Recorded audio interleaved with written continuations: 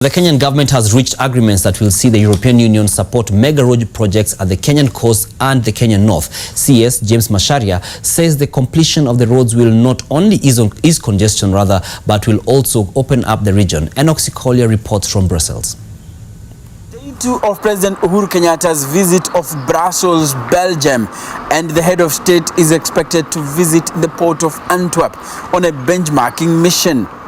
Indeed, the government has already struck a deal with the European Union on the infrastructure development. The European Investment Bank has agreed to support Kenya on roads project, especially at the Kenyan coast.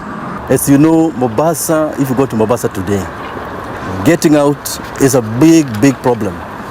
And so as we discuss about the railway coming from Mombasa to Nairobi, the trucks, the buses, saloon cars getting out of Nairobi is a nightmare. And so we gave this project a top priority. We are doing it in 2 phases. Phase 1, which is coming from Mombasa town to a place called Kwajomvu. It's about 11 kilometers, costing 112 million euro, which is about, if you calculate possibly about 15 billion shillings. Then from Kwajomvu, we go to Mariakani, which is now the project we've been discussing with the EU, in particular the European Investment Bank. It is critical, this road, because it will basically add to what I just said, phase 1, and in total length will be about 41 kilometers.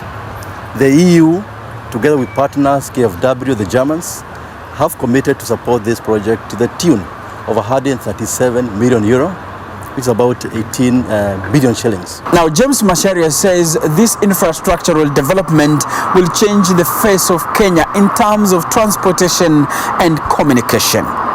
It is to be fantastic when it's completed, because the first phase will start at Kenyatta Avenue in Mombasa Island, 6-lane highway from Mombasa, go for 11 kilometers, and then from there it will be a 4-lane to Mariakani. You can imagine the difference it will make, given what is happening right now in Mombasa.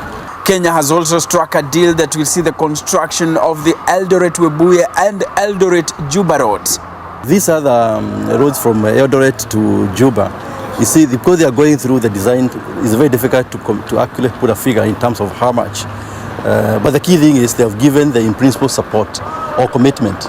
After we do the designs, after we determine how much cost it will be, that's when we sit down together with our partners to determine the figures after the design has been completed. I want to promise you that in Kenya you will find a country that is welcoming, that has the greatest environment for investment, that has the greatest environment for trade with Kenya and with the region, and that will warmly welcome and host all people from, across the globe.